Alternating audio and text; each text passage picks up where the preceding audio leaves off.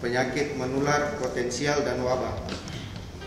Komunikasi risiko adalah bagian dari rangkaian proses meminimalkan risiko. Sasaran komunikasi terbagi atas 3, yaitu primer yaitu masyarakat yang ada di sekitar kita. Yang kedua adalah sekunder, yaitu masyarakat yang dituakan di wilayah itu.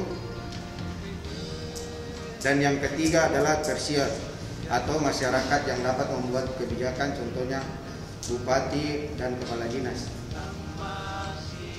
Strategi komunikasi risiko dalam situasi krisis.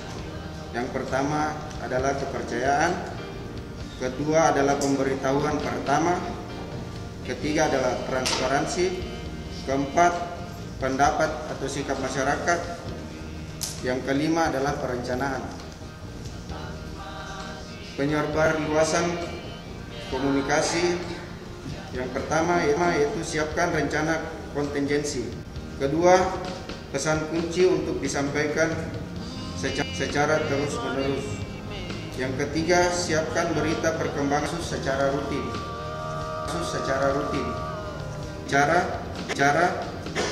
Yang kelima, saluran dan sarana yang tepat. Mekanisme yang sudah ada dengan kreatif. Keenam, sediakan hotline untuk masyarakat. Ketujuh, tunjuk konsultan atau tenaga ahli komunikasi untuk membantu. Kedelapan, bagian integral dari kegiatan tim pengendalian. 9, perkuat hubungan dengan media lain sejak sebelum terjadi wabah. Ke-10, lakukan monitoring dan evaluasi. Nama saya Bunga Bulo. Saya kerja di Puskesmas Gome sebagai dokter umum Kabupaten Puncak. Saya sudah menikah. Saya akan merefleksikan materi yang dibawakan oleh Bapak Elianus Tabuni kemarin. Yang pertama, manajemen kasus penyakit menular potensial, KLB dan wabah di masyarakat, dibagi menjadi 2, yaitu isolasi kasus dan karantina kontak erat. Berikutnya, sistem rujukan penyakit menular potensial KLB dan wabah. Yang pertama, dilakukan koordinasi dengan rumah sakit rujukan. Berikutnya, dilakukan evakuasi dan transportasi kasus ke rumah sakit rujukan. Ruang lingkup manajemen kasus penyakit potensial KLB dan wabah. Yang pertama, pemeriksaan dan penegakan diagnosis. Yang kedua adalah pengobatan kasus. Yang ketiga, perawatan dan isolasi penderita. Yang keempat, kekarantinaan. Beda dari isolasi dan karantina ialah isolasi merupakan upaya di mana kita memisahkan individu yang sakit, baik yang sudah dikonfirmasi dengan pemeriksaan, baik yang sudah ataukah yang memiliki gejala dengan masyarakat luas. Kalau isolasi bertujuan melakukan pengobatan yang lebih intensif dan dipantau perkembangan penyakitnya. Kalau karantina merupakan upaya di mana kita memisahkan individu yang sehat atau yang belum memiliki gejala tetapi memiliki riwayat kontak dengan pasien yang sudah terkonfirmasi. Tujuan dari karantina ialah untuk mencegah adanya penyebaran penyakit ke orang lain. Karantina kontak erat yang pertama dilakukan pada orang yang memiliki riwayat. Yang kedua, pengobatan kasus kontak erat dengan kasus konfirmasi. Yang ketiga, terhitung sejak melakukan kontak terakhir. Yang keempat, durasi atau lamanya untuk karantina biasa kita sesuaikan dengan masa inkubasi dari suatu penyakit. Yang terakhir, tempat karantina dilakukan secara mandiri atau bisa dilakukan di fasilitas kesehatan umum. Selanjutnya akan dilanjutkan oleh teman. Perkenalkan, nama saya Sarmila Mundoni. Saya dari Puskesmas Jigunikme, Kabupaten Puncak Jaya. Di sini sistem rujukan Yankes adalah pelaksana melimpahnya wewenang dan tanggung jawab atas kasus penyakit secara timbal balik. Sistem rujukan ada 3, yaitu primer, sekunder, tersier. Primer yaitu contoh FKTP. sekunder yaitu rumah sakit itu tipe C atau tipe B,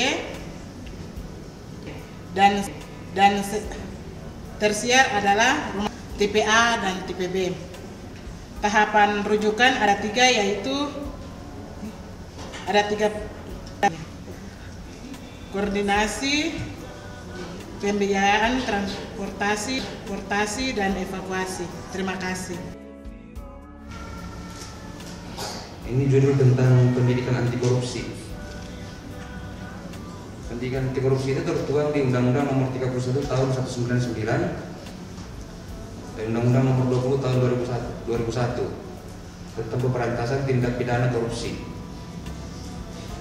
Di mana tindak pidana korupsi itu ada dibagi beberapa bagian di undang-undang menurut KUHP. Yang pertama, kerugian keuangan negara masuk di pasal 2, suap menyuap pasal 5, 6 dan 11.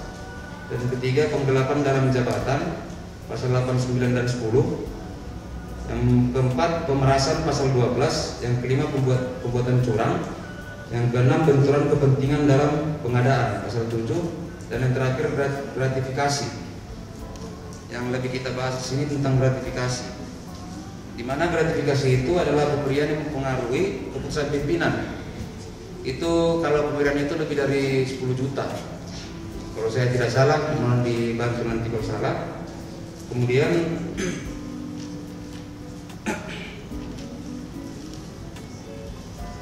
penyebab korupsi itu ada 4. Itu serakah yang pertama, kesempatan yang kedua, kebutuhan yang ketiga, pengungkapan yang keempat. Tapi yang lebih berpenyebab korupsi itu adalah kebutuhan, karena sudah jadi ketergantungan.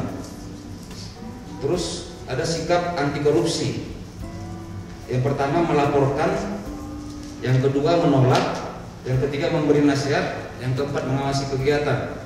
Ini yang lebih ditekankan untuk kita, untuk menghindari persentase meningkatnya korupsi ke depan. Kemudian ada nilai-nilai anti korupsi, ada 9. Itu kejujuran, kepedulian, kemandirian, kedisiplinan, bertanggung jawab, keberanian, kesederhanaan, keadilan, kerja keras. Disingkat tidak sempat catat.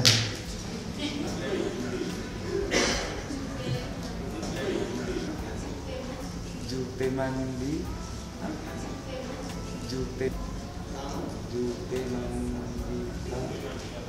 ada. Mungkin teman-teman bisa bantu